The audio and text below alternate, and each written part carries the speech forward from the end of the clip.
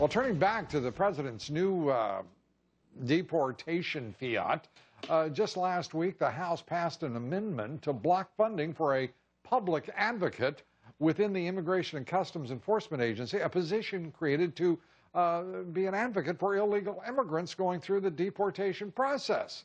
My next guest sponsored the measure. I'm joined by Congresswoman Diane Black, Republican of Tennessee, member of the Immigration Reform Caucus, and a nurse as well. I want to get that out there for everybody who saw our segment on the approval of Congress. Congresswoman, it's great to have you here. You were successful in the legislation. I wonder what happens to it now. It sounds like President Obama wants to trump you there. Oh, gosh, Lou, you know, I just feel like every day we have to take a look over our shoulder or in front of us to figure out what our monarchy is going to do to us next. I'm beginning to believe that we no longer are a representative form of government. Our founding fathers set us up, and we're just every day wait to see what new thing comes out of the administration. Yeah, this is without question. This was very discouraging. If not an imperial president, certainly an imperious president. The idea that he could make this decision. We have not heard much, I must say, in the way of a strong response from Republicans. Probably Senator Graham, Lindsey Graham, came as close as anyone in saying it may be illegal. That's sort of a tepid response. Do you expect that to build some power over the course of the weekend into next week?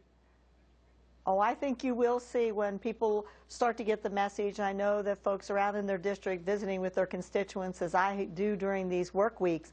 And I'm sure once they hear this news, when we get back on Monday, we're going to be hearing a lot about this.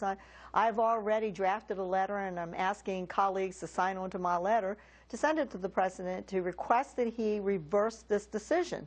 Once again, and we can go back to the bill that I had on the appropriations of Homeland Security to prohibit any dollars being used for this new public advocate for illegals, because when you go back and look at what was set up originally for the Homeland Security, there's already an advocate there for those who are trying to come to the country legally.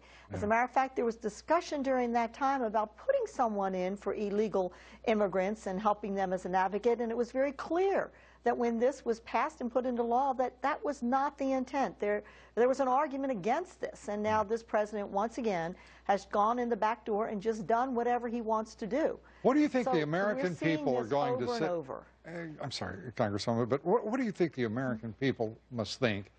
They're being gamed by the president. They're being gamed by a host of interests in this country, trying to push forward an agenda. The American people do not support in any way illegal immigration, and yet the game is being played. It's being played, by the way, and let's be candid about this, in both political parties.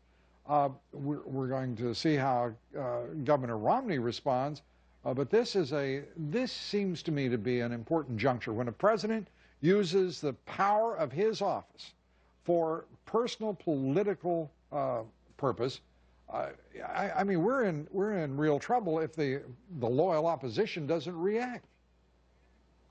Well, I have said this all throughout my last 18 months there, is that we find that this president, when he cannot get his way through Congress, that he just goes around Congress, whether it's on a mandate or whether it's on a regulation.